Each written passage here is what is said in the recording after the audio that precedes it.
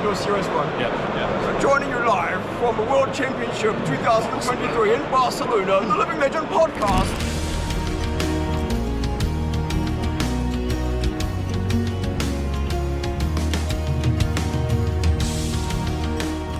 Hell yeah. All right. Well, welcome everybody to the Living Legends podcast, your source for everything related to the world of Flesh and Blood, the trading card game, and not the human aspects. Although we are, I would say that we're representative of the human aspect of Flesh and Blood. Hey, that's a tie-in. I'm Bill from both the Spike Feeders and the Living Legends podcast, and joining me as always are two lovely co-hosts. We have alphabetically Az from Go Again Gaming. That's right. Yeah, it's going to be a good one today. Speaking about a couple of things that have happened this week, as well as a few bits of show and tell, which we haven't actually done on the channel before, which should be interesting. And I'm just sipping on a beer today, Bella Moretti, which is a nice little Italian number. So yeah, all good. Oh yeah, my drink of choice today is a Diet Coke. And Kel, what is your drink of choice? And also, hello. Hello, my drink of choice is water. This is Liquid Death. This is the Bury It Alive Liquid Death. I think my favorite one. It's good. Is that a pun? Water. Is that Bury It Alive as in it's got berry flavor to it? Is that what it is? Yeah, all of the names of Liquid Death are like metal sounding puns. Okay. Yeah. So anyway, Yeah. Hello, I'm Kel. I kind of like did the shrug thing when you said we've never done a show and tell before. I want to amend that and say we've never done a planned show and tell, because we've definitely just randomly done show and tells where we just pull out a binder and be like, oh, go my binder. Probably, yeah. So, I may or may not be showing off something in the binder that I found. I remember, I think I was mentioning it a couple weeks ago that my binder with my collection stuff in it had just kind of gone missing, but it's okay. I found it and it's safe and sound. Everything is accounted for. But yeah, for everybody who doesn't know, or if you are tuned in, Kel? I want to say one important thing. I don't know if this is on the list or not, but this is actually the last episode of the Living Legends podcast on the Red Zone Rogue YouTube channel. Starting next week, they will exclusively be on the new Living Legends podcast YouTube channel, youtube.com/The Living Legends Podcast. And the name is just called The Living Legends of Flesh and Blood TCG Podcast. I will have links, as always, in the description down below, and I'm going to be posting quite heavily on like my socials and stuff to kind of push a lot of people over there. We have like 100-something subs already, but I'm confident we can get up to 1,000 pretty quickly. So go ahead and subscribe. Be one of the first 1,000. Help us speed run to 1,000 subscribers.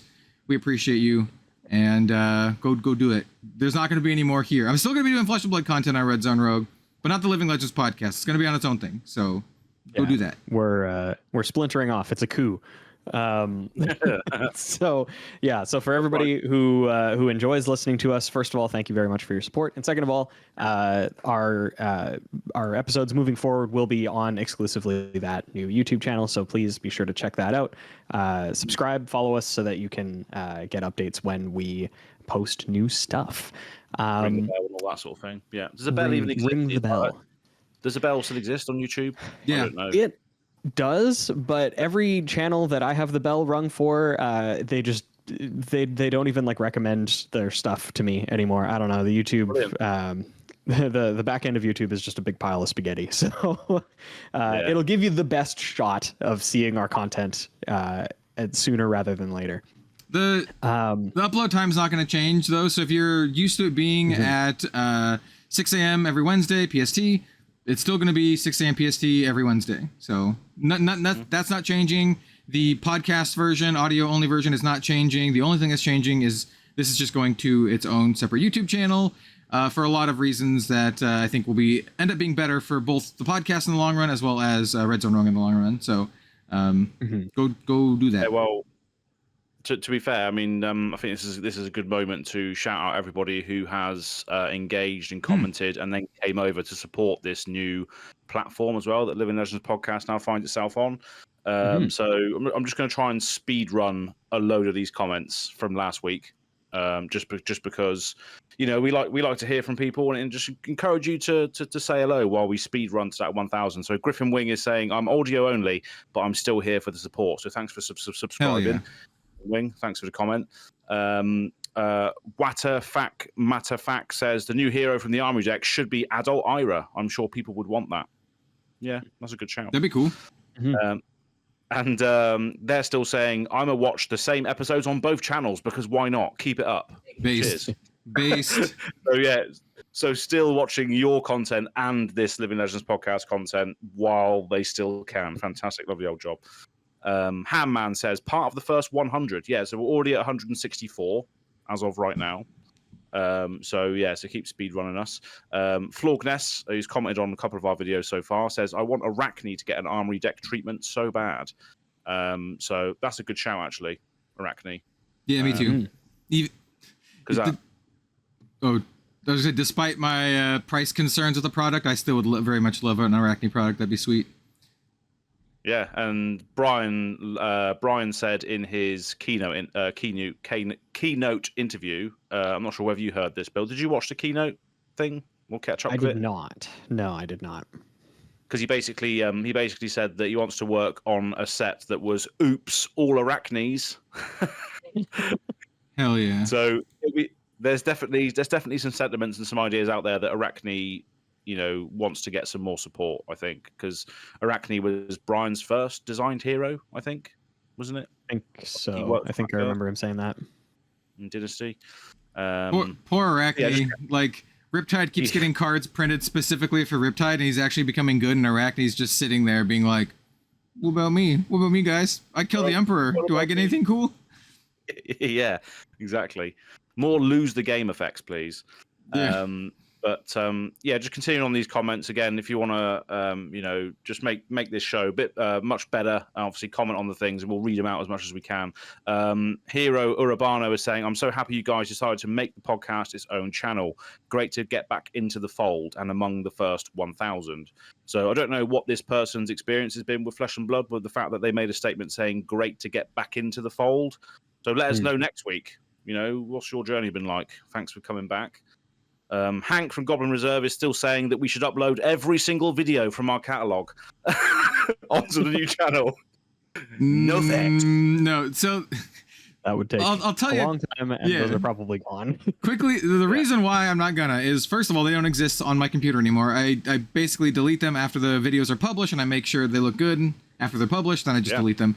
And second of all, in order to do that, because of the fact that they're deleted, I would have to re-download all 108, 100 and whatever number of episodes, and then re-upload all of them with like the thumbnails and like the descriptions. And you know what you could do if you want to go check our back catalog? There is a playlist called the Living Legends Podcast, and it's a podcast playlist, because those are a thing on YouTube, and you can go click it.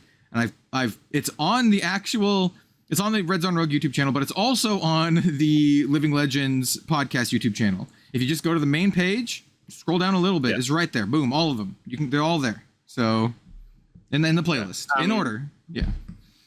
Exactly, and we don't want to sort of shy you away from the video versions, because you get to see our lovely faces every week. But there is an audio platform where where they are all listed in audio form, so you can go and listen to them there as well.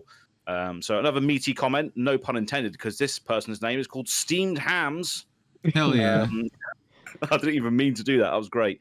So Steamed Ham saying, "Hey guys, just want to point out, before Mistvale, you said that the lack of releases in Fab meant that you didn't have much to talk about, but judging from this roadmap, there's going to be way more regular product releases from now on." And that's something I wanted to get your thoughts on, Bill. I know you haven't really, you didn't pay attention to the keynote. So there's a couple more products coming out, which I'll be interested to know what your thoughts are on. And then they say, wanted to ask, what heroes do you want to see in the Armory decks? I remember at the start people were pushing the idea for it should be more for beginners, but I think there's definitely value for established players with the new equipment and support. I think they should target heroes less represented in the meta but aren't too complicated. I think Max would be a better than Dash IO or Teklo-Vossen, for example. So we can answer that. What Armory decks do we want to see going forward?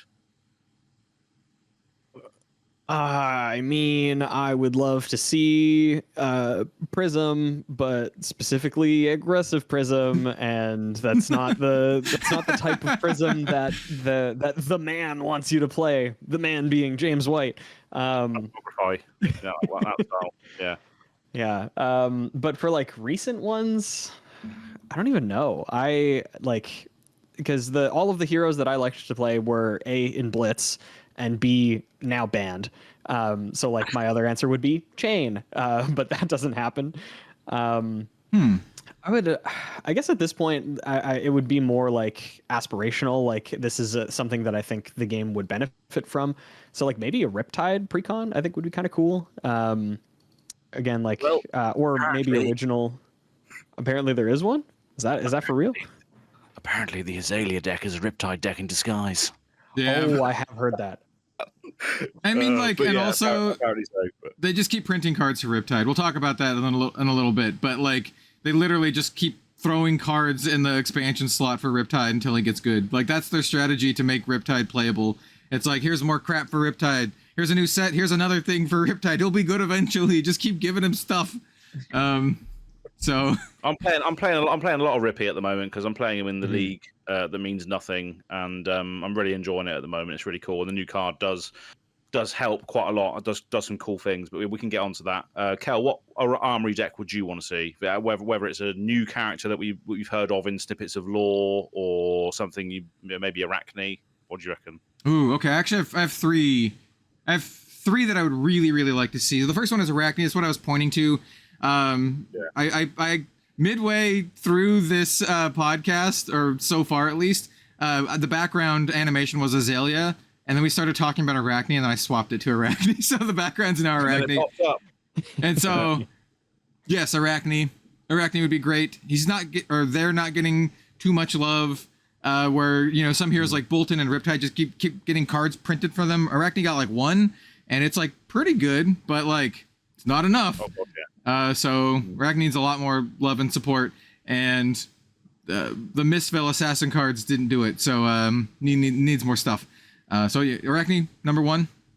Number two, I would like to see the return of Lexi, and I mentioned this last week, but I think it'd be really cool to see Lexi, but with more balanced, maybe with just ice, like an only ice ranger could be really, really cool and interesting, especially since they made Terra a only Earth Guardian. It feels like we're missing the ranger equation to the original Tales of Aria kind of thing. So I think getting a ranger and then getting that ice quotient back in to play would be really, really cool. And then you still have all of the ice cards that are playable, like all of the ice ranger cards, and then yeah, it'd be cool. And then also Lexi is just a fan favorite, and I think it would make a lot of sense, and it would sell a lot, and yeah, it just makes a lot of sense to me. And then the third one, I didn't think about this until Az said characters in the lore, but the character that I want to see the most in the lore, and I believe her name is like Amara. It's this lady from Spears of Surreality, and we'll talk That about would be Bill's hero, I reckon. That's the blue illusionist that cares about the turning illusionist, non-illusionist stuff into illusionist stuff, I reckon. Probably. We don't know. It could be anything. She could do anything, but she's very likely the blue illusionist, silver-haired lady. She's awesome. So that's the other one that I would very much like to see. So yeah, those are my three. Because that's what a lot of people thought we were getting, right, with Part of Misfail. We thought that a lot of people said, oh yeah, Mira, and then Enigma just came out of nowhere. Everyone was thinking of Mira because on other cards, wasn't she, like on stuff? So well, I mean, like also the key art for the set was a long silver-haired lady in like a blue moonlit setting, and literally that's like her whole thing. Like, look at the art. Long silver-haired lady, blue moonlit setting. It's like her thing. So I don't know. Maybe we'll get her eventually. We'll see. But yeah, I mean, my answer for this is pretty simple because the Aelia deck came out recently, so that was my answer. do you have any others? But, what's your backup? My backup would be, I don't know, maybe another warrior. I don't know in in what regard, but I think we need a different type of warrior that plays on some different aspect of game rather than just reactions. I mean, Olympia wasn't really doing much, or maybe Olympia as a deck that has actually some stuff that would make him viable, because they printed that one card, visit the blacksmith or whatever it was, the golden anvil, that's what it was. But haven't really seen much hype about that. So maybe a full set of equipment for Olympia, maybe some power cards that actually do some stuff would be cool, because I really, really bought into that hero and I love the aesthetic of it, but it's just probably not worth even playing. I mean, it could be a cheap deck to pick up, I guess, but that could be what the Armory deck could be, a good starting place for him. But yeah, maybe Olympia. I do like Warriors. Love the mind games that Warriors that play with your opponents. So that'll probably be my answer for that, I'd say. Another Olympia Armory deck. But yeah, so thanks for the question, Steamed Hams. I'm just going to continue going down this because we're on a roll here. Might as well just carry on. Corlash is saying, "Yo, I'm here for the new channel. I don't even really play Fab, just Blitz precons at this point. But it's been great listening to you all and hearing your thoughts and opinions in this game. Keep it up, dudes." Nice. Hell yeah. Awesome. Thank you. Vleeps is saying we number 141. So this person actually wrote down which number subscriber they were. Fantastic, lovely old job. Thanks you guys for this LL podcast. Heart and smiley face. I pray for a new ice hero. I would pray for another wizard or maybe a warrior. Ice warrior sounds pretty dope though. Warrior would be cool. Yeah. So I don't know how that would work, but every time your weapon hits, create a frostbite or something like that. That sounds so annoying. That sounds really annoying. Yeah. Like every time your weapon hits, give your opponent a frostbite with access to like vigor tokens and just go again on hits. And, oh yeah. Just frostbites at like reaction speed sounds annoying as hell. It sounds as annoying as Icelander. Frostbites at instant speed. So gross. That's cool though, because you're still playing into the warrior thing. You're like, right, okay, if I don't block this, it means that I'm going to get an ice or whatever, or reactions that then give you ice. So if you then choose not to block, you're gambling as to whether the ice can affect your next turn, and you're still taking damage. So that could be a cool little mind game thing to do.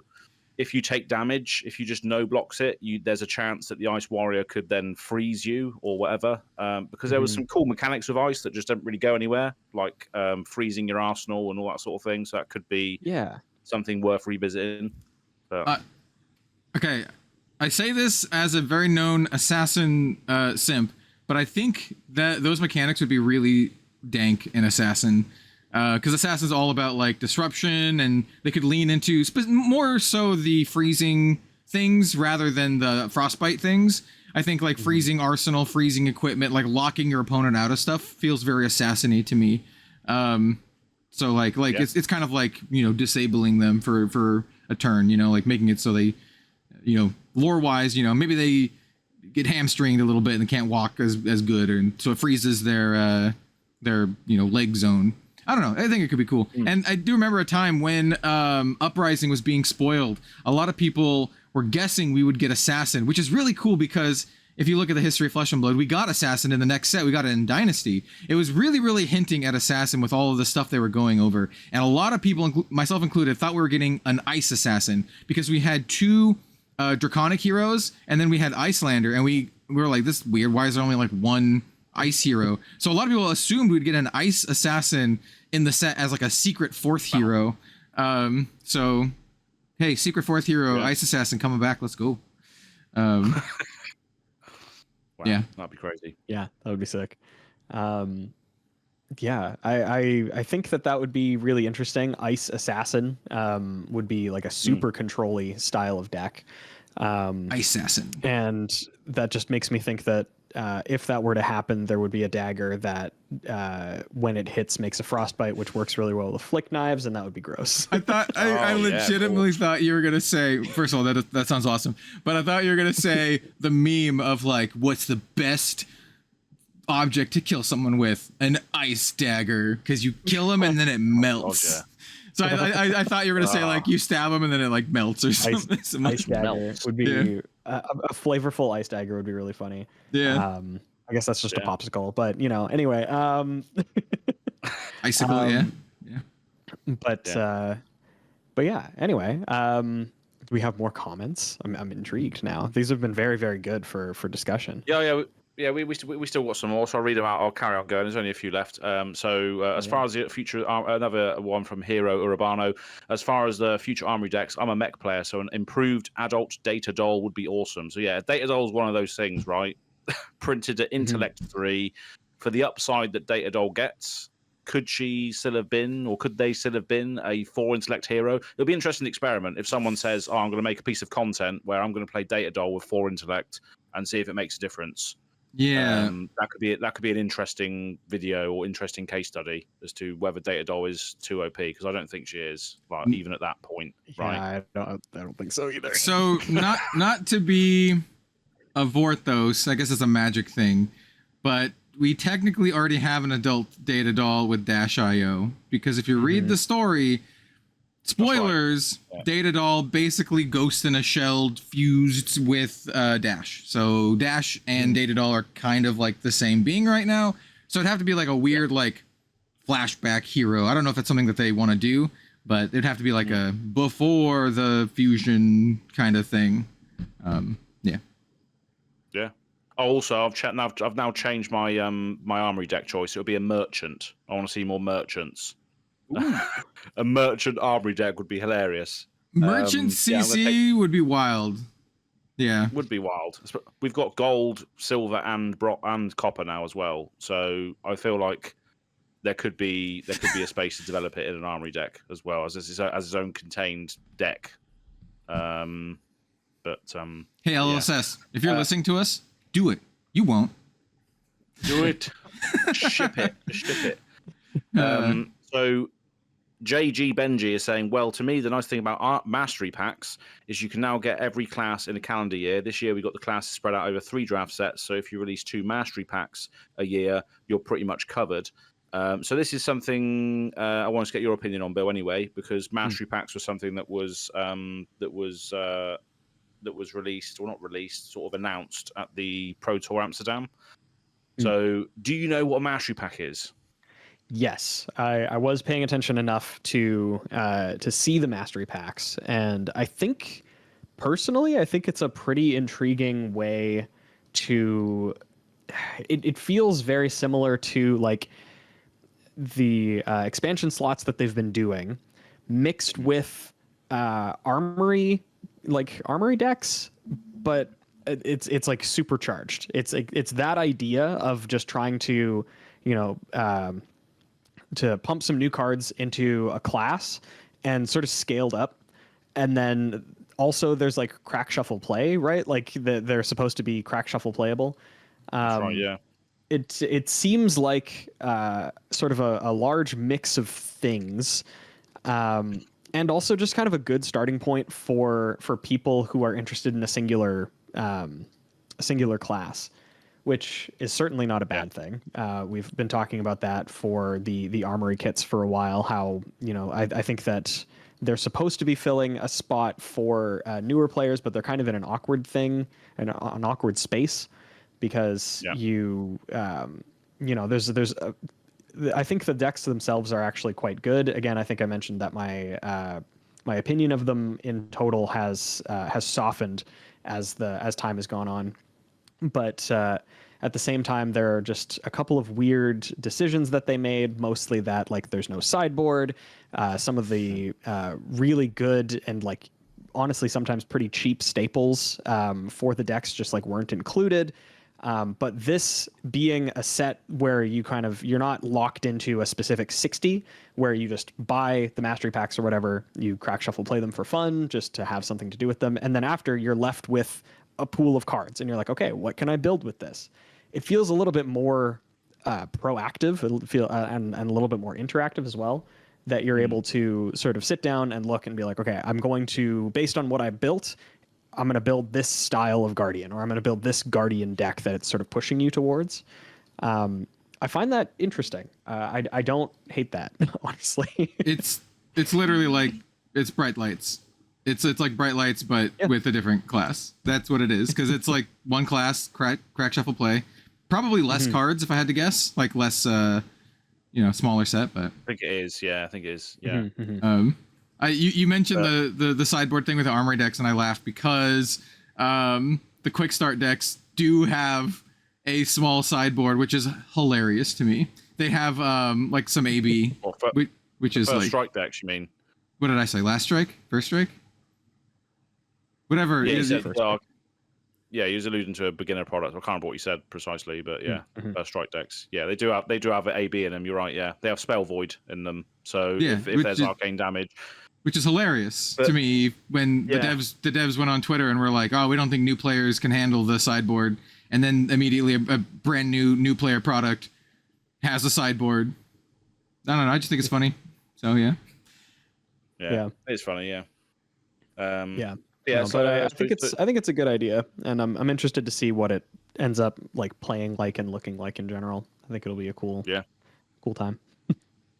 Yeah, it was JG Benji's comment here is obviously quite accurate as well in the fact that if we have a mastery pack each year which covers one class, there's a good chance that spread among the other 3 actual sets, you're probably going to see support for your class during that year. I'd say.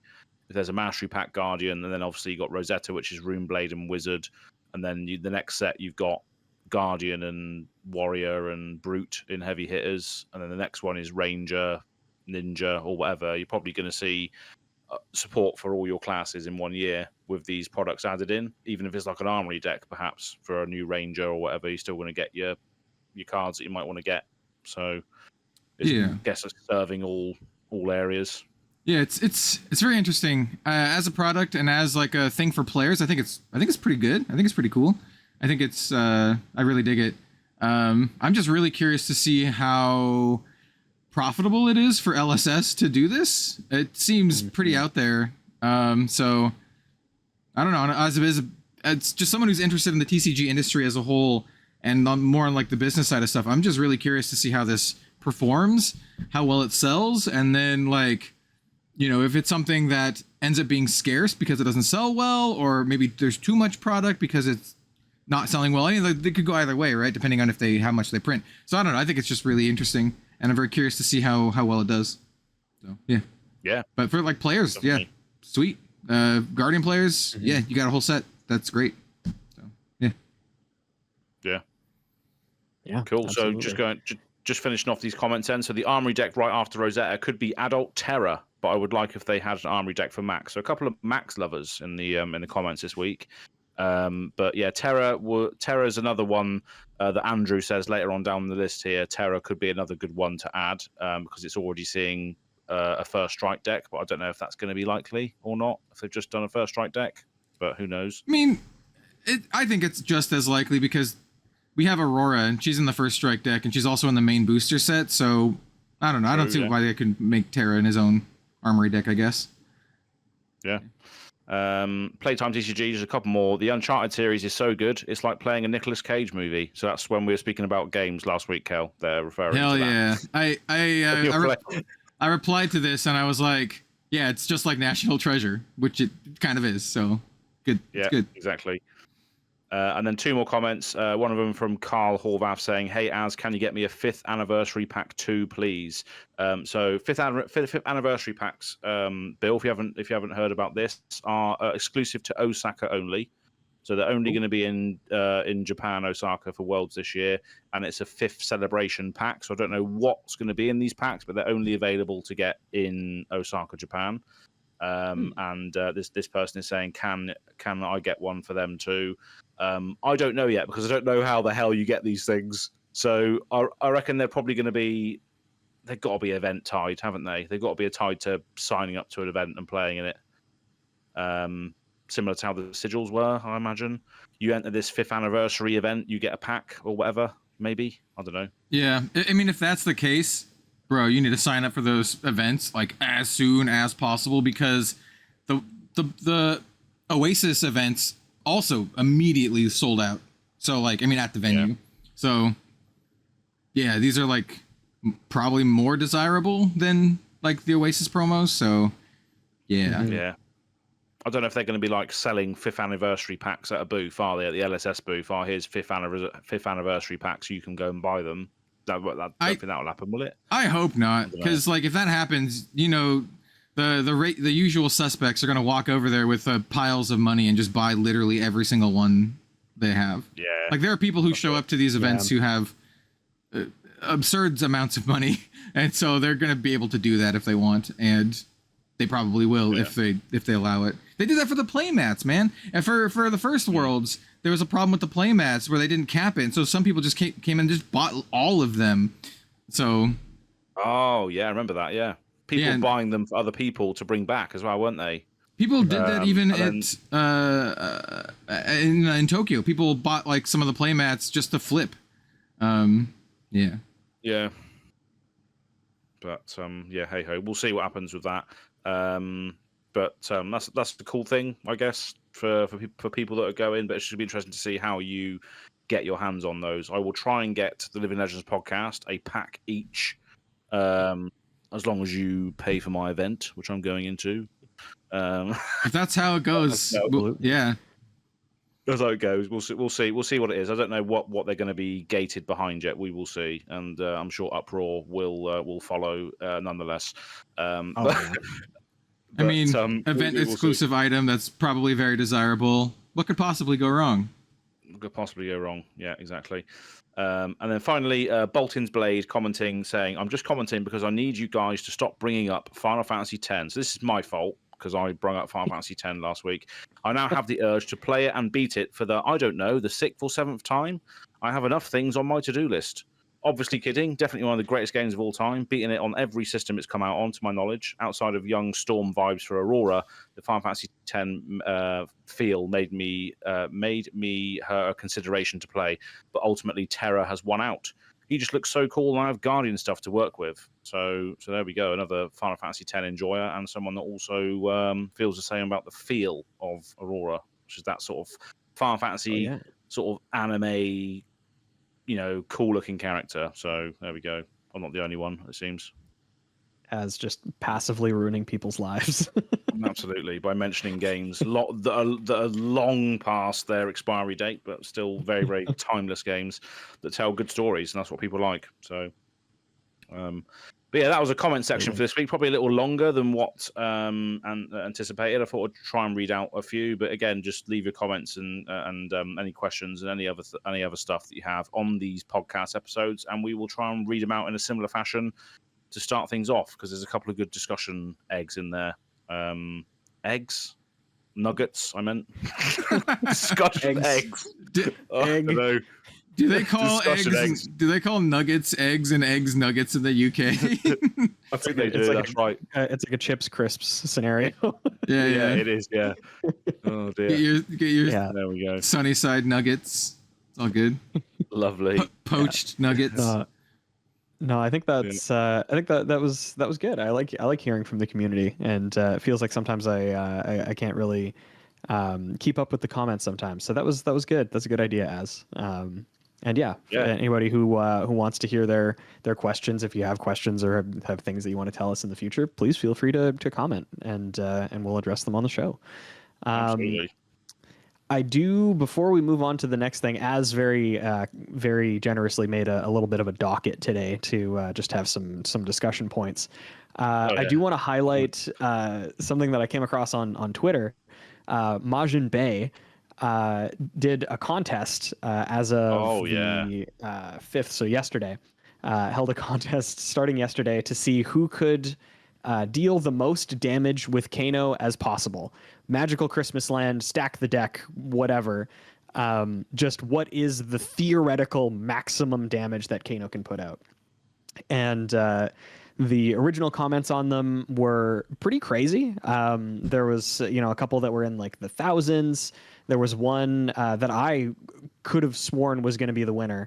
That came out relatively early on by the user The Floppy Mudkip,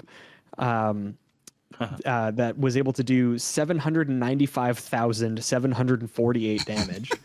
And I was like, damn, like this is cool. This is a lot of damage. This is really interesting that people are able to do this. If you guys are not familiar with that contest or how it ended, the winner Guess what the damage total that they were able to achieve was. I saw this thread, but I didn't actually see who the winner was. I just saw the first bit when he posted it. The winner was announced approximately 3 hours ago. Because I don't know, man. Probably I'm gonna guess. This is just a guess. So if 700,000 was the previous, I'm gonna guess. Knowing how Kano works, I guess 3 million. Okay, Az, how about you? I'm gonna say, yeah, I'll say 1 million. Because so my reasoning by that 3 million is like, you know, what's 700,000 doubled is like 1.4 million, doubled is like close to 3 million. So I was like, you know, Blazing Ether, we'll double it twice. So I'll go 3. Yeah.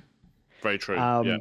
So the line hasn't been revealed, but it has been apparently vetted directly by Majin Bey. There was a video of somebody going through the steps on Talishar to show this off, and the winning total. Neither of you were even remotely close. Oh, it was shit. 28 million damage. How? Kano's fine. It's totally fine. I don't know, but as a reminder, in CC, this was a CC contest. You start at 40. So I think your opponent is slightly dead at this point. I mean, anything over like 40 damage is absurd. Like anything over 40 is absurd. So like, yeah. No, as a reaction, I pay 1 Oasis Respite, prevent 4, gain 1. Is this That's actually one of the comments on it? Is can I Oasis that? All right, yeah. Feign Death would kill it though. If you were taking damage already in that turn, Feign Death would say no. You'd have to. You'd have to take at least a little bit of damage because the way Kano works is like it's like stacking damage and stuff. So you could definitely feign death. But the problem is it might do like at one point it might do like 1 million and then like 2 million. Like it's probably like several instances of well over 40. So you probably need like a ton of feign deaths. God, yeah. Yeah, but yeah, I wanted to highlight that because I think that's really fun. I love these sorts of fun fact. Yeah, I love these just sort of like thought experiments. Again, like Magical Christmas Land. I did that a little while ago with when Solar Plexus was revealed. Sort of workshopping like what the theoretical maximum you could do with my Aggro Prism deck with the new Solar Plexus, discounting like everything in the deck. And I determined that you can go through your entire deck because there's no like multiplicative scaling in Illusionist like there is in Wizard. Obviously, the damage total wasn't nearly as big, but you were able to play your entire deck on turn 1 and deal in the neighborhood of like 100-something damage. So I think that's pretty cool, except for the fact that it gets stopped by a single Fiendl's Fighting Spirit. Like anything like that just stops it right in its tracks. But you know, but yeah, so shout out Majin Bey. That's a really cool contest, and shout out the community for finding out that you can deal 28 million damage in Flesh and Blood as long as everything goes right.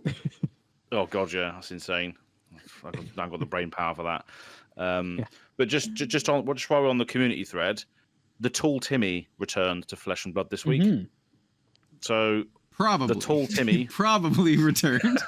he posted a thing and then he tweeted a tweet that was like he tweeted a card that was like concealed intentions or something like that. And I'm like veiled intentions. And I'm like, did he return? I don't know what this man's doing. I don't know what this man's doing.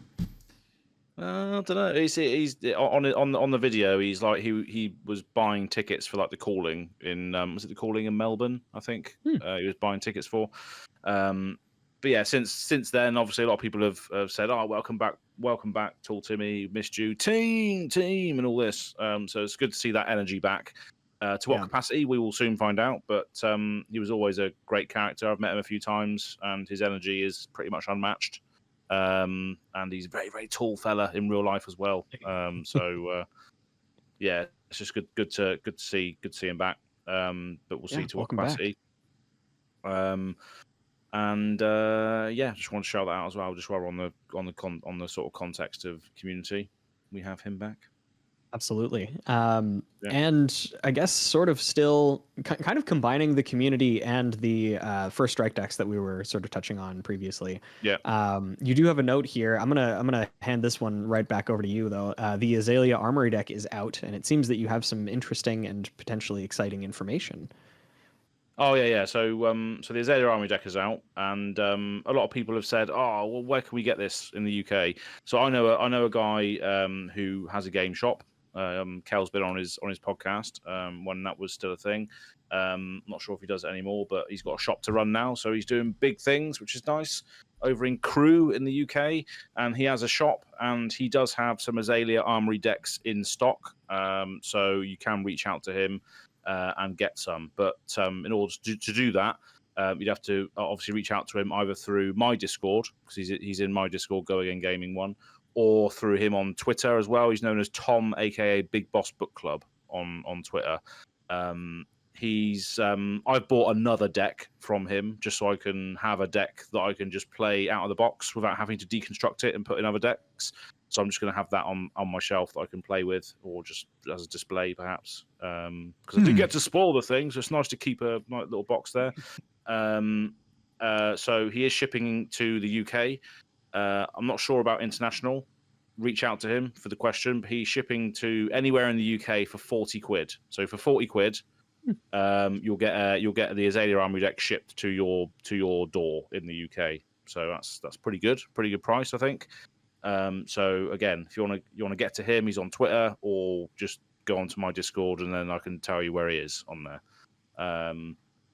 But internationally, you might be able to do it, but there'll be more postage, obviously. So if you're listening to this and you want to get your hands on one because you can't get one in your area or whatever, then that discussion could potentially be had as well. So I just thought I'd shout that out on this podcast, because he's got some. And I know a couple of people have been like, "Oh, where can I get them from? My LGS doesn't have them, or I haven't had allocation for it yet, or whatever." So they seem to be sometimes a bit hit and miss for your store to be able to get, depending on that situation. So let us know if you want one. Basically, that's what I'm trying to say in short. So there's a few that I've got access to through Tom. So yeah, that's excellent. That's a good service for the community, especially again because these armory decks are supposed to be, a good introductory product. Sometimes the allocation makes that a little bit difficult to get it into the hands of the players that maybe need them the most. It's a really good deck as well, actually. Like playing it, playing out the box is actually pretty good. So I would love to play it to some degree, like on a stream or something, perhaps. Maybe we can organise that at some point, Kel. If you're up for playing some Fab on a stream at some point. Yeah, it's been a little while. It's been a while, yeah. After the league is over, I'm going to be putting my Uzuri deck back together. I was actually thinking when you're talking about this that it would be really interesting in like a year or so from now, when they have like a lot of different armory decks. It'd be fun to do like a stream that's like pre-constructed armory deck King of the Hill, where you have like a bunch of guests and you do King of the Hill, so winner takes on kind of thing, with only armory decks. I think that could be cool. Yeah, 100%. Yeah, once we get some more, we can maybe sort of revisit it and even do it on the Living Legends podcast stream channel, perhaps. So I think you need 500 subscribers now to be able to live stream. I have no idea, but on YouTube. So help us get there, and then we can do it. We can organise it. Yes. Let's keep it in this little community that we're going to build now from the ground up yet again. But subscribe, and you might be able to see it in the future. Sort of from the ground up. We get like minimum like 1,000 views. We'd probably get like, if you include the podcast only, it's like 1,500 ish per episode, but it could go as high as like 4K ish depending on the topic. So. Got a lot of really great support. Yeah, so keep subscribing. Even if you're one of those people that listen on audio, we've had a few people come over to here and just subscribe on YouTube, as we've read out the comments already. So those people mean a lot to us, even if they just listen to on audio, come over to the YouTube, and then you might see us live at some point as a result of your direct subscription on there, allowing us to reach another number, as DM Armada says, making that number go higher and all this. So yeah, just do that when you can. That'd be great. Yeah. Yeah. Cool. Well, the last thing that I think we should talk about before we get to sort of the main topic that we had in mind, which was going to be a fun show and tell, is we do have a couple of extra spoilers to talk about that came out through the marketing email, the official Flesh and Blood LSS marketing email. And they seem to be expansion slot cards, and pretty interesting ones at that. So let's start off. I'm going to talk about Adaptive Dissolver, because it's just kind of an intriguing one. We have the it's the second in like a themed sort of set of equipment. This is a mechanologist equipment base. It does not have any additional typing. It is just a base because it has modular, which means that you can equip it to any equipment zone, and it has the subtype of the zone that it's equipped to. So similar to, I can't remember the name, but there's one that was already printed in Bright Lights. That was also a base, a modular base. That one was a legendary. Plating, this one because it's think. Yes, adaptive plating. Yeah. Yeah. But yeah, this one is Adaptive Dissolver. Has fantastic art, just like Adaptive Plating did as well. This one also has the action to pay 0, equip this to another equipment zone to turn it into something else. And then it also has Arcane Barrier 1, which is something that specifically Teklevasen desperately needs in any capacity. Like they just did an entire additional set of Evos. I think it was a full set of 4 that all had Arcane Barrier, just because they needed something. And now there's bases with Arcane Barrier, so you can start the game with Arcane Barrier in play. Of course, because this is a named card, you could only have a maximum of 3 of them, but you could start with 3 of them in your equipment zones, and then have the final one be whichever that you need it to be. But yeah, I think that this is just them really fleshing out Teklevasen and the support that they need to sort of maintain any amount of potential within the CC metagame, because just folding to Wizard is not a very good strategy, unfortunately. Yeah. Well, especially with arcane classes coming out now, with more wizards and rune blades that care about arcane damage, these little bits going through, it is going to be quite pivotal, I imagine, because it's funny you bring this up. Actually, it's funny that this was released recently, because on the League That Means Nothing, which is the ongoing league on Go Again Gaming, there is a match coming out this week, which is Teklo versus Viserai. And yeah, as you can imagine, Teklo needs Arcane Barrier to be able to survive that matchup.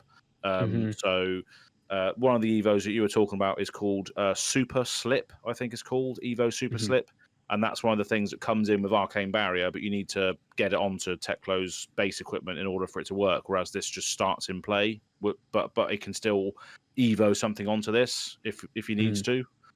So yeah, it's an interesting thing. So that interaction will actually be playing out very soon on the League That Means Nothing, as the Teklo versus Arcane situation. So I don't know whether Matt Matagon in the Discord is a known Teklo player. He absolutely loves it.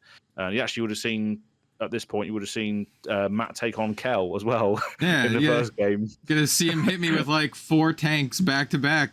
No worries. Savage, absolutely savage. But yeah, so that game's coming up this week. So can Matt go 2-0? We will see. Go to Go Again Gaming and find out. The league feels like hazing to me. It's like my first time playing new ever, like at all. And I go against I go against Teklevasen, and then I go against Prism. So you'll see how that one goes too. Yeah. I've literally got Premiere Pro open. That's the video I'm editing at the moment. Well, not right now while we're doing this podcast, but the one I was doing before. I just want to get to the league with a round that is less than an hour long, because spoilers for the Prism game, it's an hour and 20 minutes long, and the Teklo game was also over an hour. Jeez, man. It's People brutal. love that though. If I go to the comments, one of them's like, well, I saw an hour and 10 minutes. I'm in for a good time. there's people that love it. So it's funny that your matchups have been tough, to be honest. The first 2 rounds, they have been tough ones. So yeah, so we'll see what happens going forward. But I just thought I'd mention that because it's an interesting interaction between Teklo and Arcane, Right. and there is a demonstration of that on my channel soon. So I just thought I'd shout it out. Yeah, I'm just learning that even though the league doesn't mean anything, I typed this in our little chat. I was like, I should have probably played a deck that I actually knew how to play, because everyone I'm playing has played their decks like hundreds of times, and I'm just like, oh, I'm getting like the new player experience coming in. Like even with a fully powered optimal deck that's pretty close to like a Pro Tour list, I'm still getting like kind of dunked on. The what player experience? Exactly. The new player experience. the new player, because yeah. I've never played this. I've never played new before, and all the limited that I played Enigma or Zen. Did quite well with them actually, like at the world premiere event. But like this, like, yeah, I don't know. And I've never played, and this is like genuinely new player, because I've never played against Teklovosm before outside of limited, and I've never played against New Prism before either. Exactly. So it's just like, bro, I don't know. I'm just gonna say cool to whatever you do, because I don't know what the hell your cards do. Yeah. Except for stuff like, Herald of Erudition or whatever.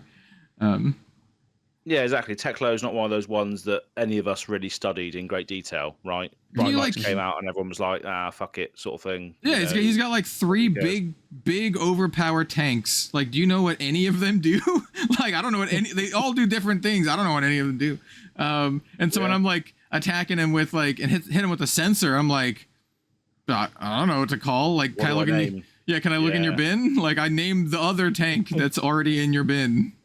Yeah. So it's a little rough. I mean, despite the league meaning absolutely nothing whatsoever, CC is just one of those things where you bring your hero to a lot of people at least will bring their hero that they know and love, or their pet deck or whatever, to the table to play with. Whereas you was just like, I want to bring New because she's a new deck. That was just your mentality. If you brung Uzuri, for instance, who you played for ages, then it could be a different story. But this league very much wants people to play heroes they might not necessarily play before, or random off the wall picks. Like Andrew Mason's brought Arachne to the league, for instance, and their game was out today, which is a very good one, I might add, as well, between Arachne and Viserai. So it's Andrew versus Kale, Dead Summer Art. Anyway, I'm just spewing about this league again. I don't know why, but there we go. I don't know how I got onto it. It was the Adaptive Dissolver. So let's get back to the other card, which is a pretty cool one. Yeah, let's then talk about the other one, which is it's funny because I saw somebody reference this as new Riptide spec. It's not a specialization, but it kind of reads like one.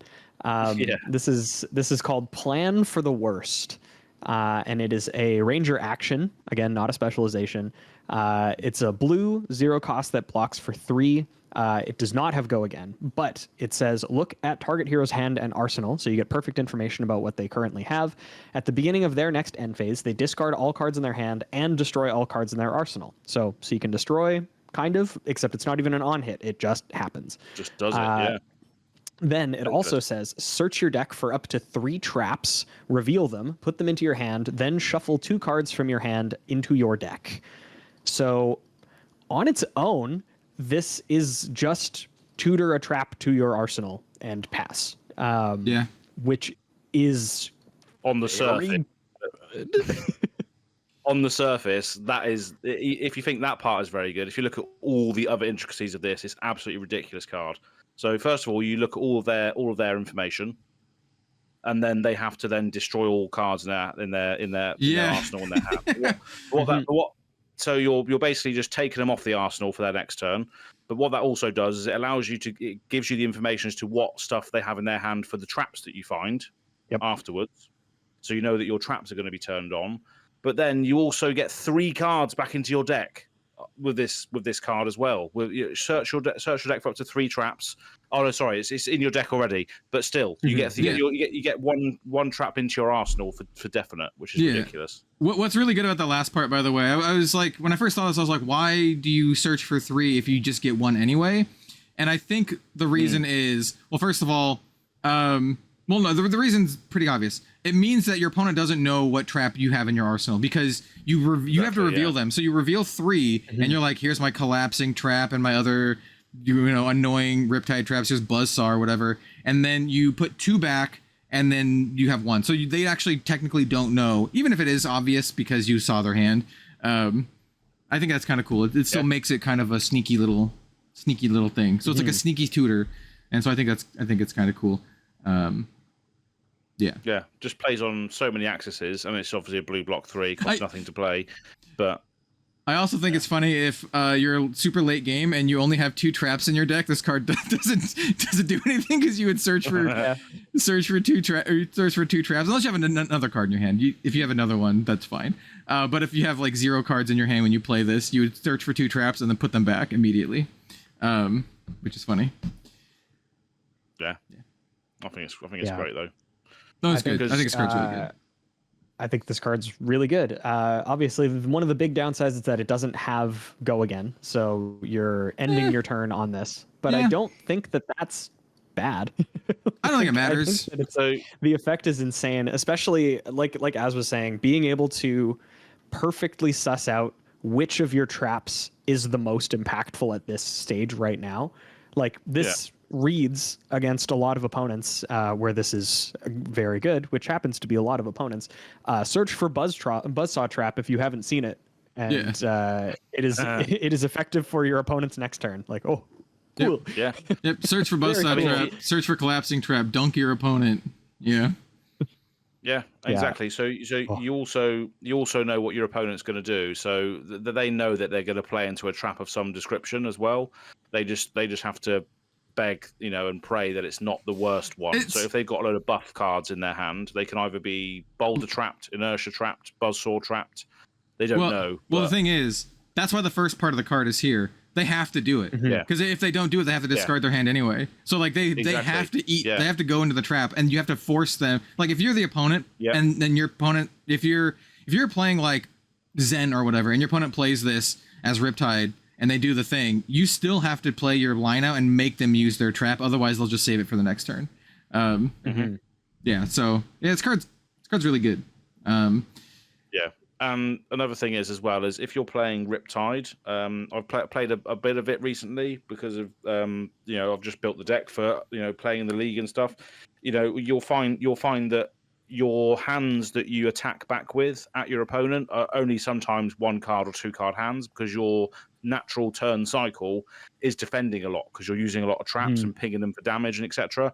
So if this is the only card left on your turn, as your crackback, you're arsenaling a trap which is going to be relevant for their turn, and you're keeping them off their arsenal for your next turn, which allows you to reserve cards and then potentially crack back with a 3 or 4 card hand with things like E-Strike and then reload, then shoot an arrow, etc. I just think it's very, very good. Plus, it's just a resource card that blocks free, so it just facilitates your other turns. I think cards like this, which are just class action, blue block 3, does a cool thing, but can also be your lands in your deck, your blocks, your resources. More stuff like this could be really cool to design around. Just blue block 3s for each class that do different things. I just really like it. I think it's great. So, I think the card is extremely strong. This is exactly what I was talking about when I was like earlier in the podcast saying they just keep printing cards for Riptide until he's good, and they're just like, all right, new set, here's a new Riptide card in the expansion slot. We're just going to keep doing it until he's good. He has the specialization, he has this card, he's got that weird other trap card that probably sucks, but I sent them to Az anyway when I sent him some Riptide stuff. I'm like, here you go, man. So I'm just that card is quite comparable to this one, actually. It's reeling. So the other one is reeling, where you reveal the top X cards of your deck and you put all the traps into your hand, I think. So something like that. yeah, I haven't actually tried it in the Riptide deck that I've got at the moment, but I don't see a a big payoff for it. But I definitely see a payoff for this, for how the Riptide deck wants to work in general, I think. I mean, but the tutoring for 0 is real good, in like literally every card game ever made. So this card's real good. Yeah, like again, the fact that this is like, I think the downside of it again is that it doesn't have go again, but I don't know that you need it. I don't think it really. matters. Like, I don't think it matters. You just do all your other stuff.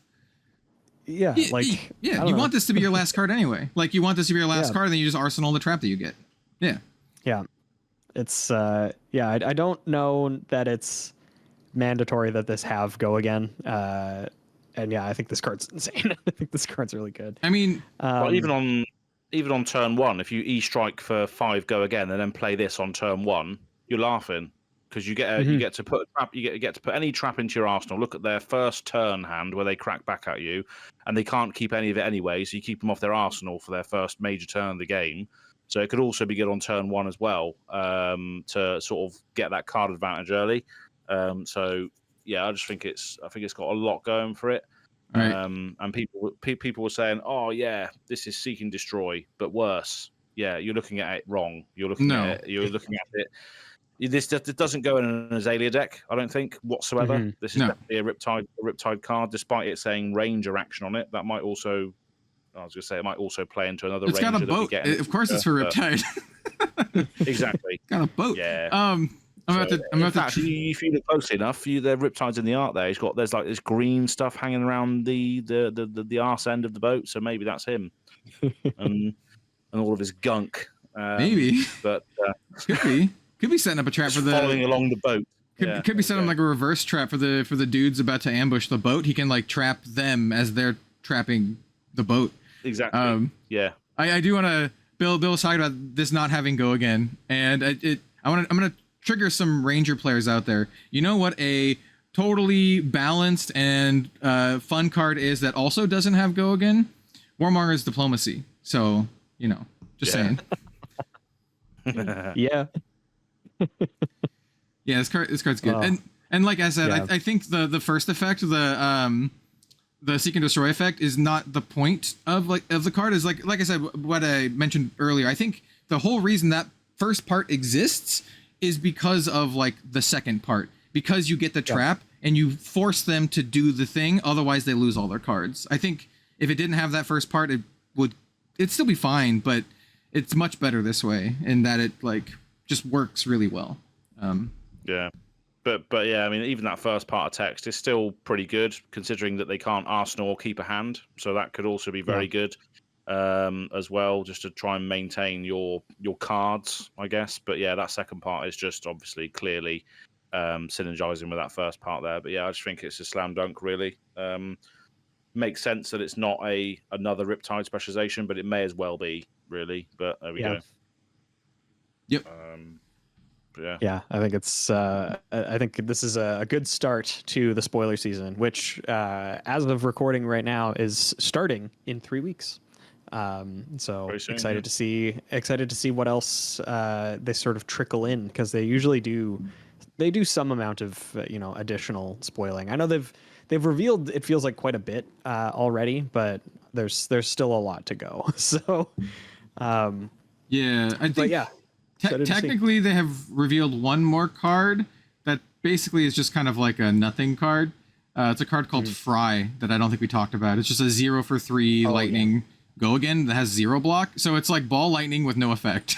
It's literally just ball lightning with no effect. So yeah, so that card was actually part of the First Strike Aurora deck.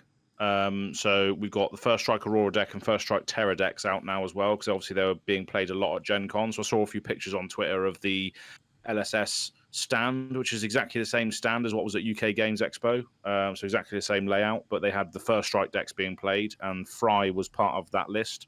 So the First Strike deck lists are actually available on February as well now. And we saw, because I tweeted out the weapon from Aurora. I just really like this this weapon just makes you want to play the hero. Basically, it's probably, you know, in the grand scheme of things, just a weapon, but it just looks so sick and reminds me of like Final Fantasy and all this. Yeah, the deck lists are available for the First Strike decks as well now, so I'm going to get a few of those as well. I'm not sure if there's any unique cards in here. There was that Guardian one, which was the art was done by Vito Zoma, which we'll touch on in a bit when we go and show our stuff. Because I've got a bit of art from him. But it was like a new guy. There was a Majestic in the Terra deck. I'm not sure if there was a Majestic in the Aurora deck, which is odd. Not that I see. Yeah, there wasn't. Yeah. I think the main reason behind it is honestly just that the effect wouldn't really scale. Like it's not an effect that technically can scale, I guess, because it's a yellow that says if an attack would gain power this turn, instead it gains that much +1. So if it was a blue, it would have to be 0. I think it's just because they designed it this way, and instead of it being a rare where a lot of rares will have different colors, this one just like doesn't. I know they've done rares that don't have scaling. Like obviously there was all the stuff in Uprising, in Dynasty, all the draconic stuff that's only red. But that's sort of the conspiracy theory that I've heard about why it's a Majestic. That makes sense, yeah. Just that it's a card that doesn't scale like traditionally colored cards usually do. Maybe it's to balance Commoner. Probably not, but maybe. Yeah, but yeah. But yeah, no, I think that these decks are definitely, I think they're well timed as well, just to sort of get the hype rolling on I was about to say Bloomborough because that's Magic the Gathering, Rosetta. Yeah. But yeah, to get the ball rolling on Rosetta, and just sort of to get the cards into the hands of the people early. So that they can, you know, start to get a feel for, you know, there are people who maybe haven't played since Tales of Aria and don't remember what it's like to play with, you know, with lightning cards. So I think these are good as well. I think the MSRP on these is relatively low, which helps a lot for introductory products, pre-constructed decks. I just like some of the cool things you can do with like the Aurora deck is like you play a card called Sizzle, which is a 0-cost lightning action. Your next lightning or elemental attack this turn gets +3. So that lightning or elemental attack can be your Starfall sword, which if you played a lightning card this turn gets, you know, this card's attacks get +1 and go again. So then you're attacking for 5. And then you can then follow that up with something called like Harness Lightning, which is a 0-cost action, which has lightning flow. If you've played a lightning card, deal 3 arcane damage. So you're doing 8 damage turn there, but with split damage. So it's quite interesting. You do 5 damage on your sword from the non-attack, which buffs it, and then you just fire a load of lightning at them. I can see Aurora being very annoying when you get to the late game. If you're just doing a chunk of physical damage and a chunk of arcane damage, I imagine towards the end of the game, if you can get them there, she's going to be quite difficult to deal with just looking at this First Strike deck list. God knows what the Majestics and other things are that she's going to be able to get access to. But I'm really, really liking the feel of this deck just by looking at this list. So I'm excited for the lighted up equivalent. But for Lightning Runeblade, I think that'll be a lot of fun. Anyway, actually, speaking of Tales of Aria, this is kind of spoiling the surprise. But like I said at the beginning, and if you've hung around since the beginning, thank you, because now for the self-serving fun part, I guess, of the podcast, because what we wanted to do, because it is Collectors Week, we wanted to show off some things that we have for the Flesh and Blood trading card game, some game pieces that we've acquired that are either cool or interesting or sentimental or all, Yep. because there's no point in really shoehorning or pigeonholing things that matter to a collector to be one specific type of thing. So Exactly, for yeah. me, I had to think about it for a little bit because I have full CC playsets of foil Art of Wars, foil Command and Conquer's, foil Enlightened Strikes. Unfortunately, not original printing; they were all unlimited, but still, pretty decent. I also have some Judge cold foils. I have a Fate Foreseen and a Sink Below, which I just found again recently. They had been lost in my office for a little bit. I also have this whole aggro prism deck, which is mostly foiled. The equipment is all foil, all cold foil and stuff like that. But I think the thing that means the most to me is in this 4x4 binder. And for the audio only listeners, I do very highly recommend coming to the YouTube video just to see what we're all about. Whatever the timestamp is right now, you'll be able to see us show these all off. But I started in Tales of Aria. That was the first event that I went to was the Tales of Aria pre-release, and I fell in love with the game immediately. I thought it was really cool, and because I am the way that I am, I also bought a lot of product and wanted to make myself a complete set of Tales of Aria. So this was the first completed page of this binder. This is a full cold foil set of Tales of Aria. So it's all of the common equipment, all 10 of them, in addition to all 3 of the pulses, all 3 of the majestic weapons, including Duskblade, which I bought for too much because it was before it was banned, because my friend Jerry pulled it at the pre-release. Then it has the cold foil Corsham, which I pulled personally, Crown of Seeds, Heart of Ice, Shock Charmers, Rampart, New Horizon, and Spellbound Creepers. I also have Channel Lake Frigid, the alt art, in addition to a second one that is just kind of chilling. I also have a second set of pages here, which have all of the heroes, all the promo and reward heroes. So I have the cold foil young and adult heroes, their cold foil armory promo weapons. I have the first artist proofs that I ever purchased.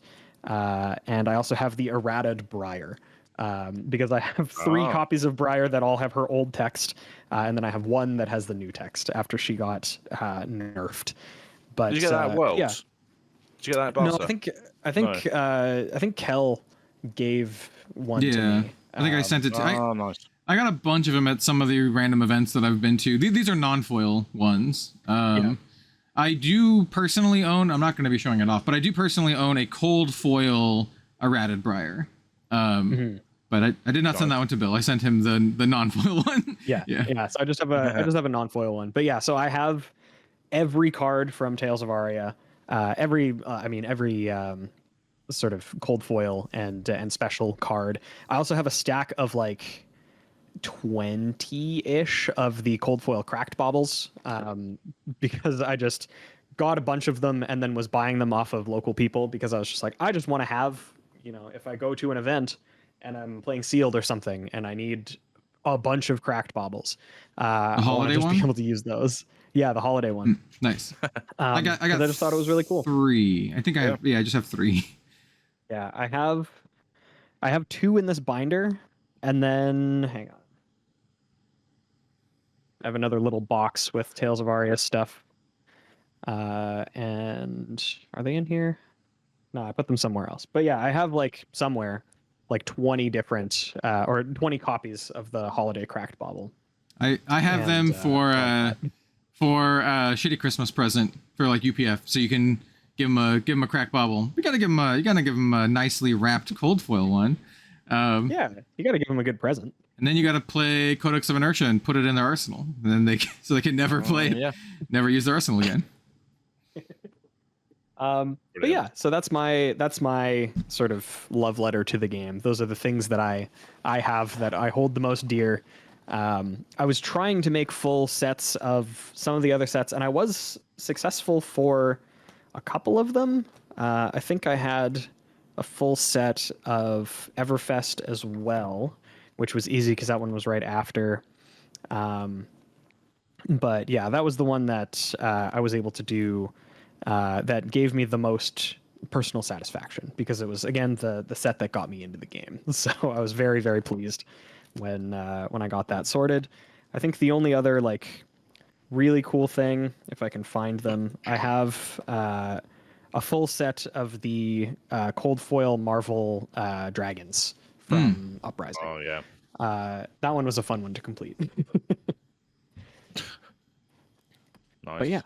But yeah, let's kick it over to, let's go reverse alphabetical. Kel, what you got? Ooh, What did okay. you bring to the class today? Okay, I'll try to be do you quick. got? So I have some things that are just kind of like nice and shiny, and then I have some things that have a lot of sentimental value that are might also be worth a lot of money as well. So I have my 100% or almost 100% foil assassin deck. So this one, it's currently new right now. The new in the deck is the Marvel. You know, it's the Marvel new. The spring tunic here is just a rainbow foil. I say that as just a rainbow foil because I'll show off my nicer tunic. And then in the deck is like all foil. So like Leave No Witnesses is foil, Surgical Extractions, all full play set. I think the only cards that are not foil, there's a couple like I think Levels of Enlightenment and my E-Strikes, which are all alpha. So I have 3 alpha E-Strikes in here. Other notable things in here include Cold Foil Plague Hive. Let's see, a full play set of Rainbow Foil Command and Conquerors. If I want to flex, I also have a full play set of Alpha or First Edition. I guess it's not called Alpha. First Edition Command and Conquerors as well. So yeah, that's my all foil assassin deck, complete with cold foil equipment as well. So if we want to pull out the equipment, I've got like cold foil flick knives, cold foil black tech whispers, all of the new cold foil new stuff like Arousing Wave and Undertow Stilettos, and even an extended art cold foil Massacre Recurring Nightmares. So yeah, the deck is like as juiced as it can get without resorting to buying like gold foils and that kind of stuff. Oh yeah. So it's pretty close. And then I have a couple other.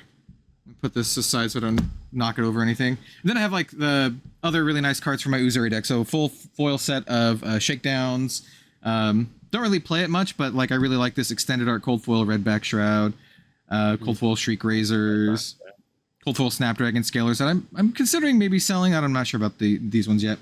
And then like a full foil set of every other card. So Eradicates, Spreading Plagues. Here's some first edition foil Fate for Scenes. First edition foil Ravenous Rabbles. Alpha foil Scar for Scars. I think these are actually worth a little bit of money. And then another Plague Hive, but this one is signed by Mark Poole. And so that's kind of like the money swag that I have that I just really like. I have a lot more cold foils and stuff. I've started trimming my collection a little bit, but I still have an absurd amount. It's what happens when you when you spend like $1,000 to $2,000 in every set. So now I have. I'll try to go very quickly here. I have some very sentimental stuff. Some of them are also very nice. So like this is the cold foil adult Uzuri that was given to me by Legend Story Studios for spoiling Uzuri. So this one just means a lot. This is the Uzuri that I play in my deck. I also have this cold foil Fiendel Spring Tunic. I literally opened this from like the second box of Flesh and Blood I ever bought. I bought it off of eBay for like $60. No one knew what the game was at the time. And I opened this and I was like pretty excited because this is a card that everyone used. It turns out everyone still uses this card. So yeah, cold foil, Spring Tunic. This is just kind of like a nice little piece of my collection. And then I have some like non-cards. So like, for example, here is an artist proof Uzuri drawn by Soyame, one of my favorite Flesh and Blood artists. It's very, very pretty. It's my favorite artist proof that I have. It's on the back of it is the young Uzuri. And if you're curious, I can see what the number is here. 4 out of 56. So it's one of the lower numbers. Nice. Then I have this one that I showed off already. That's the Illusionist Amara. On the back of it is Spears of Surreality. But why this is important to me is because it's drawn by Crovius, one of my favorite artists. And I've personally worked with Crovius multiple times on Red Zone Rogue splash arts. She helped me design the character villain. Yeah, so this one means a lot on personal and like YouTube channel thing. This is just another one by Soyame. I have a lot of Soyame stuff, but I like this one because it's assassin related. So Leave No Witnesses. For those of you who are just listening, it's the Leave No Witnesses lady like licking a bloody blade. It's legit. This one's 8 out of 48, if you're curious. And then finally for the cards, I have one more thing after this, but finally for the cards, this is one of my favorite things that I own. This is a hand-drawn Visceri on one of those blank foil cards by Steve Argyle, the artist of Visceri, and also a very prolific TCG artist in general. Steve's a great dude, and every time he's at any event, I always go and say hi to him. He likes metal like me, and he's just a cool dude. He also has done art for Magic, very famously like Liliana of the Veil, but he's also done art for a lot of other things like Legend of the Five Rings. In fact, I think he was like the art director. I think he told me he was like the art director for L5R for a while. So yeah, this is one of my favorite things that I have. So like this Visceri, and it has a signature, but he has like this custom little cartoon Visceri drawn. It's very, very cute. And it says, Visceri, Spinal Tap bassist, and then he wrote backup on the top. So it's Visceri, Spinal Tap backup bassist, and he also drew a tiny little Stonehenge in the background behind it. Because if you know Spinal Tap, well, are we going to do Stonehenge? So yeah, I really love this. And then the very final thing is just very sentimental stuff. It's not cards. This is something that LSS used to do. They don't really do it anymore, which I think is kind of a shame, but I think it's something that makes a lot of sense as the company grows. They don't really have time for this, and it's more of an intimate thing and much less of a corporate thing, but I still really appreciated these. And these are the little Legend Story Studios like postcards that sometimes they would send to you if you're a creator or someone. And this one in particular, this is the handwritten one that James White sent to me for hitting 1,000 subscribers on YouTube. It is date marked November 1st, 2021. I'm not going to read the whole thing just to save time, but it is a handwritten thing from James White, and he just kind of sent this to me out of the blue, which was very sweet, and I appreciated it so much, and I never forget that. And then the other one from one of the other founders of Legend Story Series and Flesh and Blood. So here's another one. This one's by Robbie Wen, the creative director for the entire game, and it simply says, "I heard you like lore books. Signed, Robbie, co-founder." So I love how like James has like this really like floral, like detailed note, and then Robbie's like, "Yo, I heard you like lore books, so I sent you a lore book." And this is how I got my lore book. He sent it to me. So yeah, these are the last things. Amazing. They're just very, very sentimental to me. These are always live in the background. In fact, most of these things here live in the background display on my YouTube channel. I had to go pull these off of the display. So yep, that's my stuff. Awesome. That's excellent. Yeah, that's a very comprehensive collection. Try to make it as small as possible. There's so much. I have so much crap. Tried to just get we all. Yeah. Oh my God, don't I ever have just too many things. But I am actually I'm very excited to see the resident Aelia lover. What you've amassed over your career of being a fan of Aelia and collecting as many odds and ends as you possibly can. So last but certainly not least, show us your shrine. Yeah. What have you? That's definitely a cool couple of bits that I've got for Aelia. So I'll show those off in a minute. But first of all, I just want to mention a couple of other bits that I don't actually have on me at the moment because they're actually in the loft. So for people that have been following the podcast for a while, they would have known, and you guys would have known, that I'm still in my mum's place at the moment, while me and the girlfriend sort of save up to get our own place in the future. So all my other stuff, apart from the cards I actually need, are in the loft. But a few bits are in there, similar to what Kel showed just there. There's postcards from LSS, like a Christmas card from James White, which was on one of those postcards, which he signed himself. A couple of early postcards. I think one was written by Chris Bewley, actually, in the first original postcards for the content creator appreciation kit #1. I think came with one of those, and all the herald promos and stuff.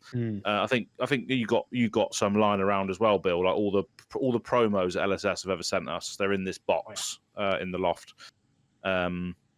And he's searching through his drawer right now to see if he can find them. There they are. Yep. All those.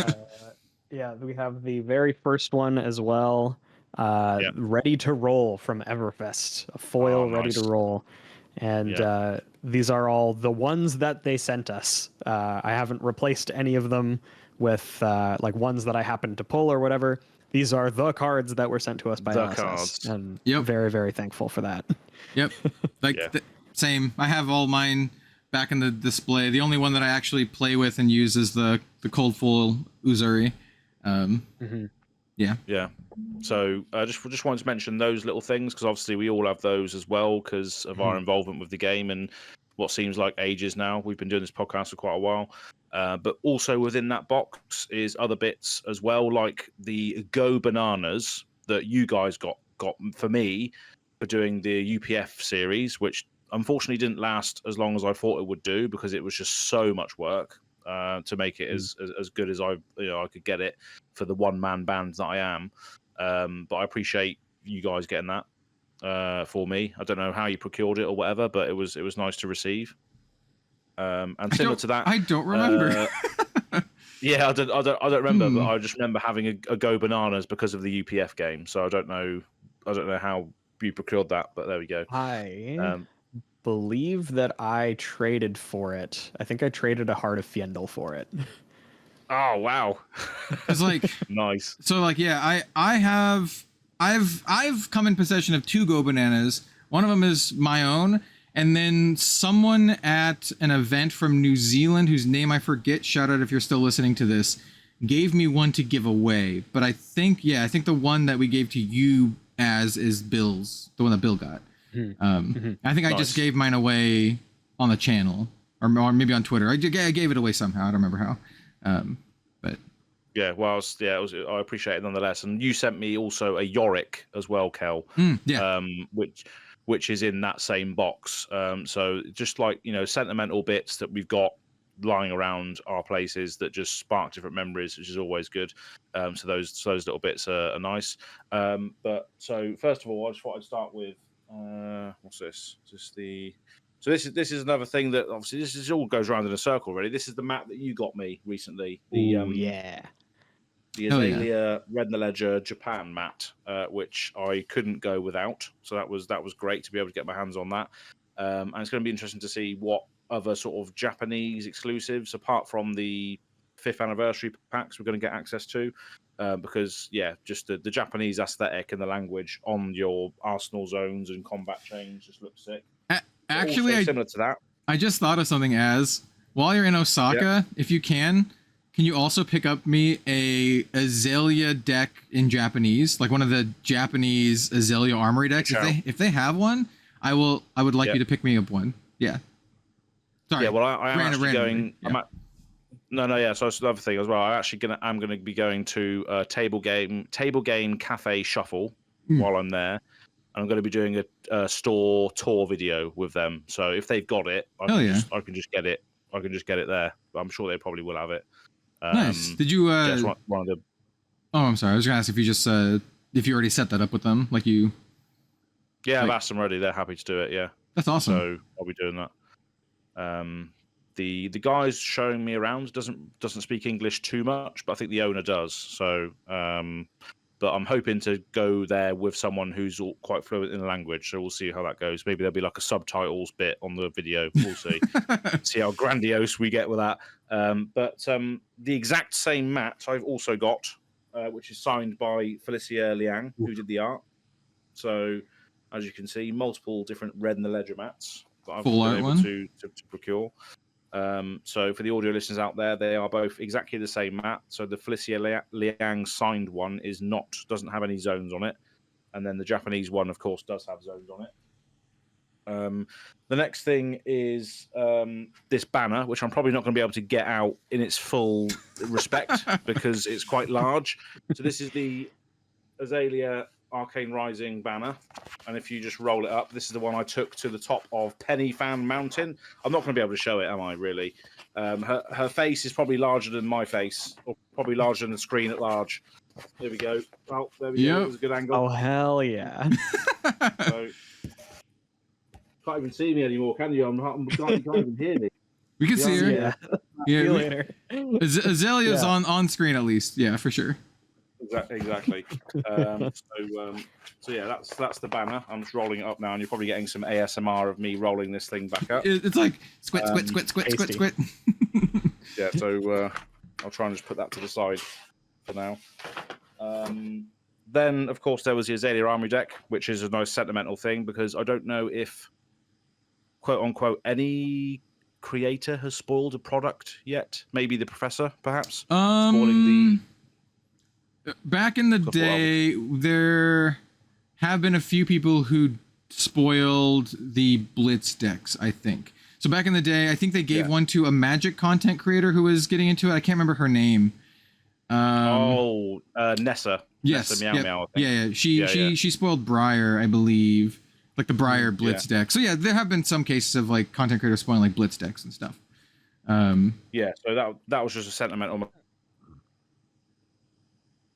Ooh, I think you cut out as. Am I still here? Okay, now you're here. You're good. Yeah, I don't know what happened there. But yeah, so just being able to spoil a product for a hero that I've put a lot of time and energy into, despite the fact it was just a rubbish hero for the longest time, was a nice payoff.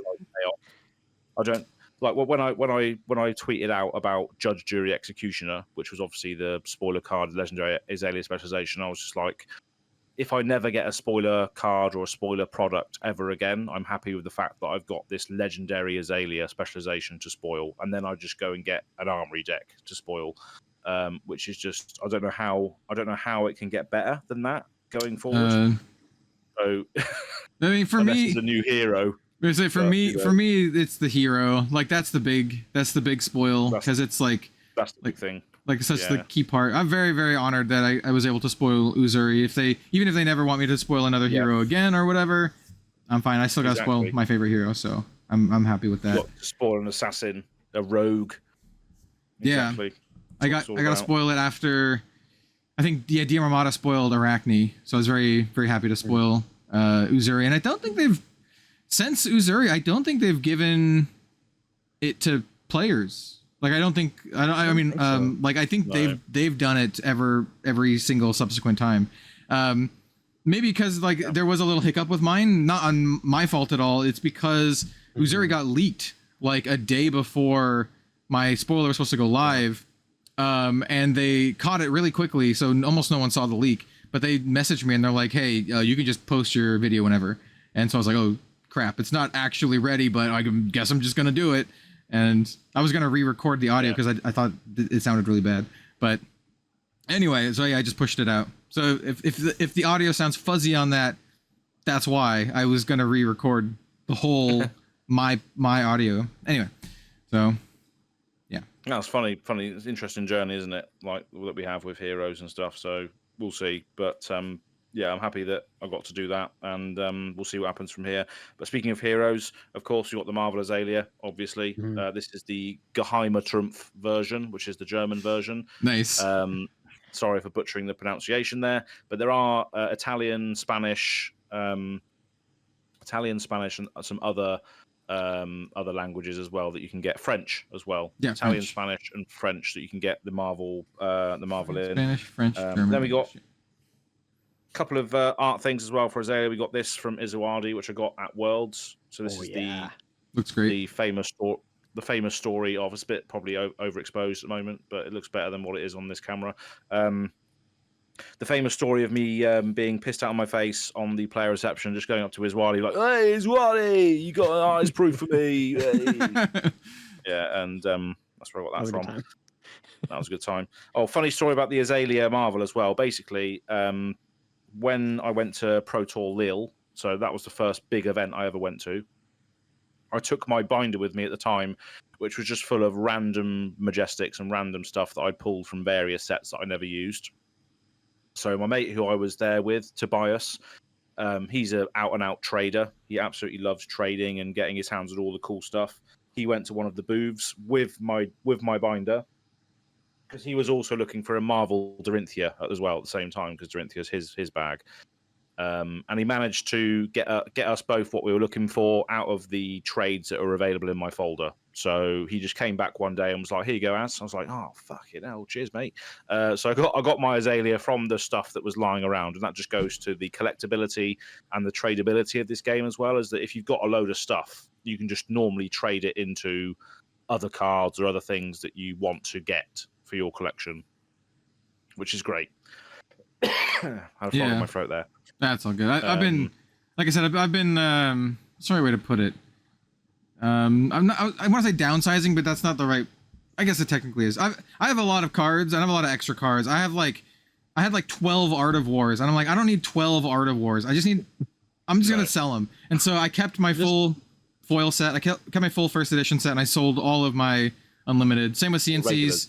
Yeah, I kept my foil CNCs, kept my first edition, sold the rest, and I still have like 9 E-strikes. I should probably sell those at some point, like my extra E-strikes at some point too. That's what I mean. They're like, that's a great thing about it. You know, with this game, you don't need to hold on to all of that really, unless you're like a investor or whatever, or singles seller or whatever. You know, that could be in the hands of other players instead. You know, we only need 3 each, don't we? Really? Yeah. And one of my E-strikes came from you actually. You gave it to me. Just like, oh, actually no, I think you lent it to me, and then I was like, oh shit, I've still got it in my deck. Oh just keep it. Yeah. Like I said, I had so many. It's just because I opened up a ton of product. I've never bought. Well, that's not true. Actually, I bought my Alpha E-strikes from Fab Foundry, but I bought them for like $150, like all 3 of them for $150 back in the day. Yeah. And I've opened up every single other one, including my foils, and I opened up the German one too because we opened it. I think I was. San Jose. Yeah, I was opening it, and I was like, I opened him an Eye of Ophidia, right? Yeah, I opened an Eye of Ophidia, and I also opened up an E-strike, separate packs. And I was like, joked, and I was like, can I have the Eye of Ophidia? Like, I opened it, and he's like, no. I'm like, what about the E-strike? And he's like, yeah. And I'm like, really? And he's like, sure. Yeah. I'm like, oh, hell yeah. He's like, you opened up the Eye for me. I'm like, yeah. Yeah, I remember that. Yeah, because you opened up the Eye of Ophidia while we were filming, I think, or you captured it on your vlog, or captured it on my vlog. I think it was both. We both captured it, didn't we? Yeah, it was in that vlog time. For sure. It was that's the Worlds one, the first Worlds one. Yeah. Yeah. So yeah, just good memories all around. And finally, another thing that I've got as well is a Valentine's Day thing from Vito Zoma. So Vito Zoma was the artist that did the Thrive art, which we spoke about earlier. I think that maybe I might get dehydrated from this Bella Moretti that I'm drinking a lot of. So he also did this for me as well, which you probably can't see because it's overexposed. Hell yeah! Get the player out of the way. So this is 4 artist proofs made into one piece, which is just currently in my folder, and just says "Dominate Me." And it was done for Yep. It was done for Valentine's Day. So yeah, that's Vito Zoma. Nice. Vito Zoma's art. Who I think did the art for Sprocket Rocket, which was your spoiler card, I think, Bill. Yes. Yeah, I had Sprocket Rocket and Dumpster Dive. Is it? Yeah, Dumpster Dive, I think. No. But yeah, I think it was pretty much. I'm just going to confirm that right now. So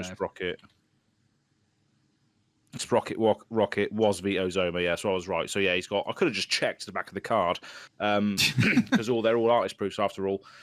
But yeah, that's my stuff. Bit of a mishmash of stuff, and yeah, it's just funny how all these memories come flooding black when you get these things out, which is why we collect things and why we keep things, right? So it's all about the sentimental value for a lot of people.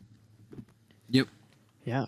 Yeah. That's awesome. So having the non game piece stuff is always really neat, because that's the stuff that has like an additional story behind it. It's not just, oh, I purchased this so that I could play it in a deck. It's like, I purchased this so that I could have a piece of the history of the game.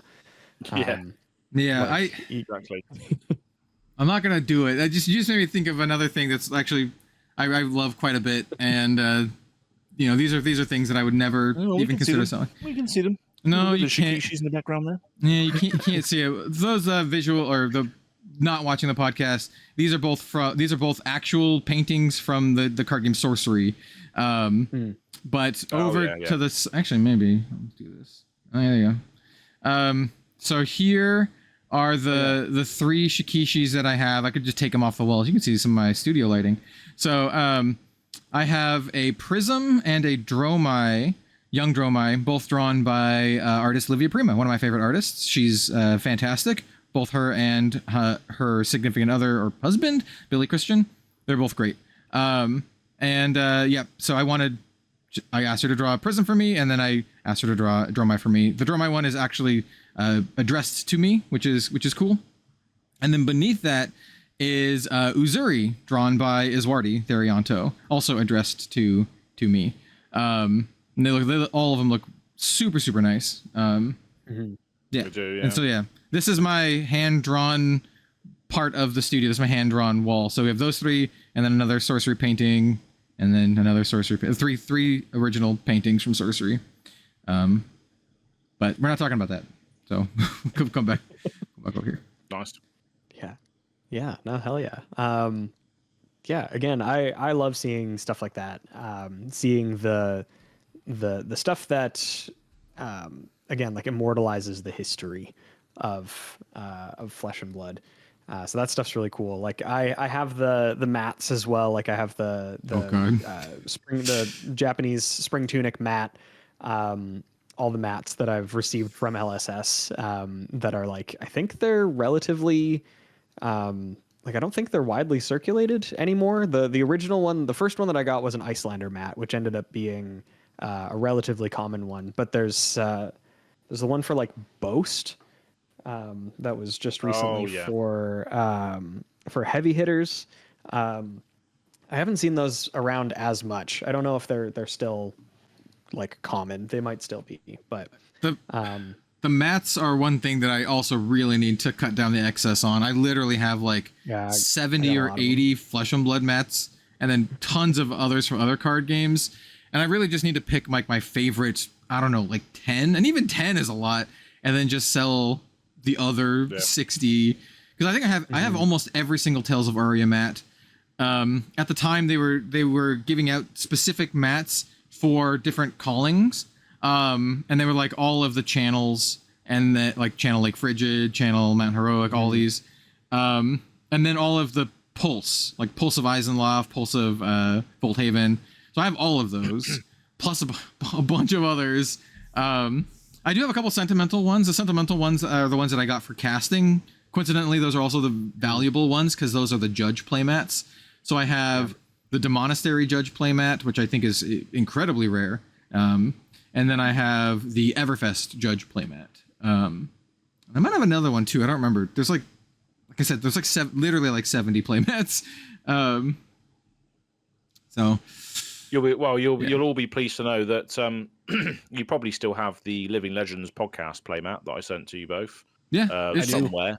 It's in the pile with the 70 playmats and more, because there's also playmats for all the other TCGs that I cover on top. There's literally probably like 100 something playmats. I'm just gonna take this and point it down. Experience the audio, the visual viewers. So that's a big stack of playmats. Oh wow! It's a lot. It's a lot. I think there's probably 100 or 200 mats there. So there you go. Yeah, I know exactly where my Living Legends mat is. It's on the table right behind me. Nice. Where I was going with that comment is that I don't know where mine is. I don't know where it is. I've lost it. I don't know where it's gone. You're the one who made them. I made them. My baby, I've lost it. That's very funny. Yeah, I just don't have a clue where they are, but I thought they were quite cool as well. But again, yeah, just triggering memories for our sort of own personal journeys in this game is just what it's all about, really. So it's nice to revisit every now and again. And Collector's Week was just a nice sort of excuse to reminisce. So that's why we did that whole segment there. So and now we're gonna turn it to you, dear listener and/or viewer. Let us know in the comments down below what your most cherished Flesh and Blood object is. I'm going to word it like that, so you can pick anything you want that's just related to Flesh and Blood. If it's an artist proof, it's a playmat, whatever. Card. Like maybe you have a cold foil, I have a fiddy or something. Maybe you have something that's worth like thousands of dollars. Or maybe you have something that's just super sentimental and not worth anything. Like this piece of paper that James, or this cardboard that James wrote on is very, means a lot to me. Yeah, so yeah, there'll be some interesting comments to read out next week if they're all sentimental. So leave some comments in the section below. Again, we'll try and speed run them at the start of the episode. So make sure you do that. Absolutely. But yeah. But I believe that will just about wrap it up for this week of the Living Legends podcast. So we'll do a quick little sign off, and yeah, if you're still here, thank you very much for hanging out, and your support is always appreciated. Once again, if you have a card that you find very near and dear, or something that you pulled that was like really expensive that you were excited about, feel free to let us know. Even if you don't, just say hi. We like it when you say hi. Yeah, just a favorite fab memory in general. There we go. Yeah, absolutely. Yeah. But yeah, once again, I've been Bill from the Spike Feeders and the Living Legends podcast. You can find me on social media at BillTSF. You can also find me on YouTube at the Spike Feeders Fab, where we do live edited gameplay content. I believe our current Gauntlet series is over, and we're kind of in the middle of deciding what our next one will be. But feel free to stay tuned with that. Make sure to subscribe and ring the bell if it does anything, which is a callback to earlier in this exact same podcast when we were talking about that, how that's dubiously helpful. But yeah, and I will kick it over. Let's go reverse alphabetical again to Kel. Yo, what's up? How's it going, everyone? I'm Kel, also known as Red Zone Rogue. You can go find me everywhere at Red Zone Rogue. Twitter and YouTube are the most common places. These days, I'm very, very much enjoying several different anime TCGs on Red Zone Rogue, so that's a lot of the content. I will still be posting Flesh and Blood content occasionally, but more importantly, the Living Legends podcast will be on the Living Legends podcast YouTube channel, so go subscribe to that one. That's my recommendation. Go follow the Living Legends podcast YouTube channel.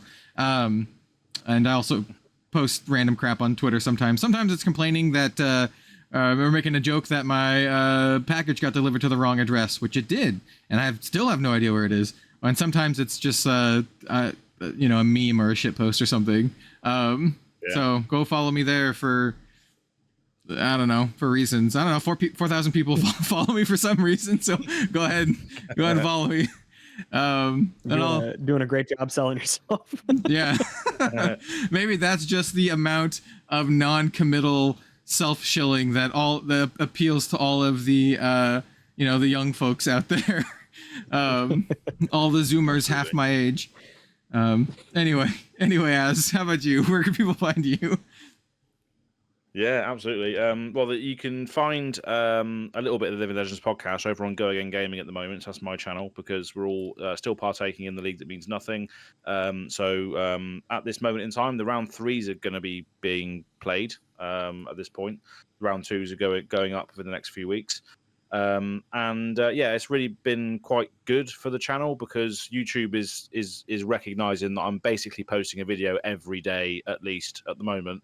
Apart from weekends, so it's seen my channel grow to 1,800 and 1.82. So it might make it possible to reach 2,000 this year, which would be nice.